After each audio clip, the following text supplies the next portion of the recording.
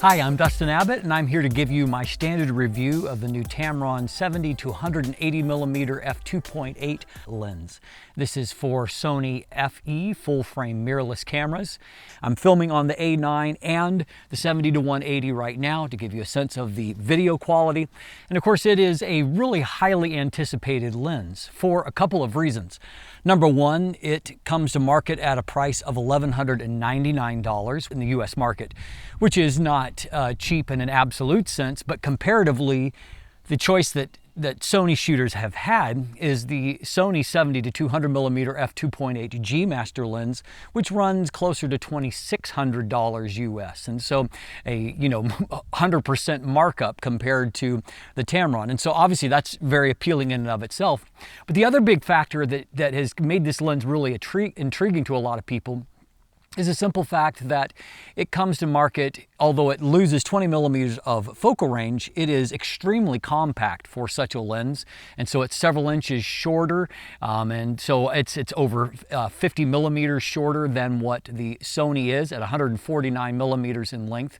And on top of that, even more dramatic is that it weighs, basically pretty close to half what the Sony does. It comes to in at about 810 grams, I believe, compared to nearly 1,500 grams, 1.5 kilos for the Sony. And so that's a big difference. And so it makes a dramatic difference in the way that the lens handles and how accessible it is. So that's two really big factors in favor of this Tamron lens. But does it deliver in its performance? That's what we all really want to know. And that's what we're here to find out here today. Now, if you want the nitty-gritty of all performance, everything from the build handling to the autofocus performance to the details of its image quality, I encourage you to take a look at the definitive review. It's longer, but it gives you all those details, and it's really intriguing, particularly if you're considering buying the lens. And I want you to make an informed decision.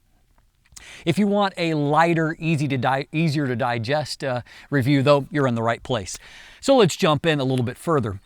Part of the way that Tamron has been able to achieve this, as noted, is to have a slightly compressed focal range. At 70-180 millimeters, it's 20 millimeters less than a lot of competing lenses. That is offset by the fact, however, that while, say, compared to Tamron's last 70-200mm f2.8 G2 and its predecessor, this lens doesn't focus breathe like those lenses do.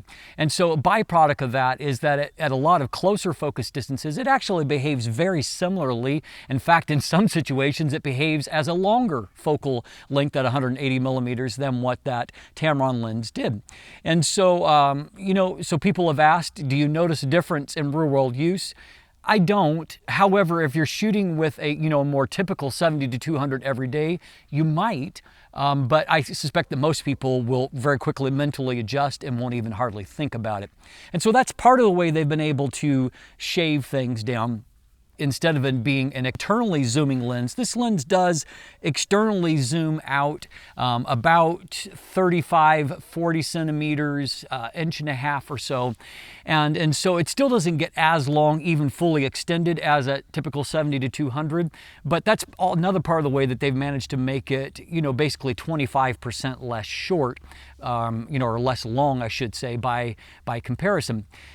Also, in terms of the weight, this is not necessarily a feature-rich lens like the 28-75 millimeter or the 17-28 millimeter. They are nicely but not exceptionally made in terms of the overall build density. They do have weather sealing, which is a big plus, obviously, and not just a rear gasket, but fluorine coating on the front element. There are internal seals at various points, and so all of that is good. However, there's not a whole lot going on in terms of switches or rings or any kind of additional things there. You've got a zoom ring, which fortunately is really smooth, as smooth as an internally zooming lens, thankfully. And you have a manual focus ring, which works fine. It's non-linear, and so it's going to depend on how fast you rotate it, how much you move. If you rotate slowly, it'll take a long time to go from minimum focus to infinity. If you rotate it faster, you can get there fairly quickly. Fortunately, as we're going to see when we talk about autofocus, you probably won't need it all that often. but there's no AF/MF switch. There's no switch for, stabilization, because there is no stabilization, which we'll also talk about in a second. And so, no kind of bells and whistles, no focus hold button. And so if those things are a real priority for you, you may want to look elsewhere. What Tamron has delivered is a kind of a sleek, modern looking lens that is lightweight, is compact, and handles really well. It's just a lot of the controls have to be done from within the camera body. And of course, that does include image stabilization. It is rare for a 70-200-ish type lens to be released without image stabilization, as trying to handhold one without can be difficult on the long end. But as you can see, Sony here, it does make a huge difference to use Sony's in-body image stabilization, which Tamron has depended on. So if I try to handhold the shot, not very good. But with the IBIS on, it actually does a pretty good job, as you can see. It is not as good, however, with this particular focal range as lens stabilization. And so, I mean, on the kind of extreme end, I didn't get as many keepers when I tried to test hand holding at, say, 1/10 of a second. Frankly, that's not all that useful. There's very, very little, if any, applications in real-world use to shoot at 180 millimeters at 1/10 of a second. Too many things move, typically, when it comes to your subject for that to be useful. What I'm more concerned about is those moments when maybe you have not been paying enough attention. You're in AV mode, for example, and in different lighting, the shutter speed drops to 1/80th of a second or 1/100th of a second. Are those shots going to be saved by stabilization? The answer is yes in most situations, but not as many as good in-lens stabilization would do. And so, I mean, it works, but I think you do need to be more aware of motion blur impacting your images, particularly if you're shooting with one of Sony's higher resolution bodies. I didn't really notice it all on my 24 megapixel Sony A9. On my A7R Mark III, 42 megapixels, I noticed it more. And so I noticed that there were a few shots impacted by motion blur that were unexpected to me, outside of that range of, having used many, many such lenses, what I would expect in similar circumstances. And of course, if you're shooting with an even higher resolution A7R Mark IV, you're going to have to be extra cautious of that, because the higher resolution you get, the more obvious motion blur is, because it occupies more pixels. And so just something to watch out for there. Overall, I think it works, and I think it'll work fine for most people, but let's not kid ourselves, it's not as good as having in-body image, or I should say in-lens stabilization. Now, when it comes to the image quality, we have a really strong performance overall here. Across the focal range, the lens is very good. Weakest in the copy that I tested at 100 millimeters. Still pretty good, but not as exceptionally good as at other focal ranges. And so it's very strong at the other marked positions. There are 70 millimeters, 135 millimeters, and 180 millimeters. All three of those, very, very strong performance. Just a little bit of a dip at 100 millimeter. But as you can see here from some real world shots, you can see that there's lots of sharpness there for portraits, for, kind of standard subjects. This lens is a very sharp lens and quite consistent across the frame. It delivers a very even performance. There's also surprisingly little vignette. There's actually less vignette at 180 millimeters, despite this being compact with only a 67 millimeter front filter thread, which is kind of a big deal. They've shared that across all of their Sony FE lenses that they've released. So across all the zooms and the primes, you can use a 67 millimeter filter, which is extremely useful, obviously. And so they've managed to retain that here, and surprisingly, you don't pay a price when it comes to vignette. It actually has less vignette at 180 millimeters than what the G2 lens did at 200 millimeters, or the Sigma Sport has at 200 millimeters. And I haven't yet tested the 70-200 G Master lens, so I can't comment there, but I am surprised at how little vignette is there. There's a tiny bit of barrel distortion at 70 millimeters. That changes to pincushion distortion by 100 millimeters with varying degrees. ever so slightly strongest at 180 millimeters. The good news is that the nature of the vignette that is there is nicely linear, good for portraits, and a bit of pincushion distortion is also good for portraits. And so when I compared side by side, at least for portrait work, I actually preferred the uncorrected result to the corrected result. Your mileage may vary, of course, depending on your personal preferences. So good performances there. The control of chromatic aberrations, either lateral or longitudinal, are both very, very strong. This has the Generation 2 B-bar coatings on it, and so flare resistance is fairly good. However, it is still vulnerable, as are most lenses like this, if you put the sun right in the very corner of the frame. And there you're going to get more flare patterns of, both kind of a haze around the epicenter, loss of contrast, but also some ghosting artifacts there. And so just be careful with your composition. It does a fairly good job, but not a perfect job. And so, just keep an eye on that.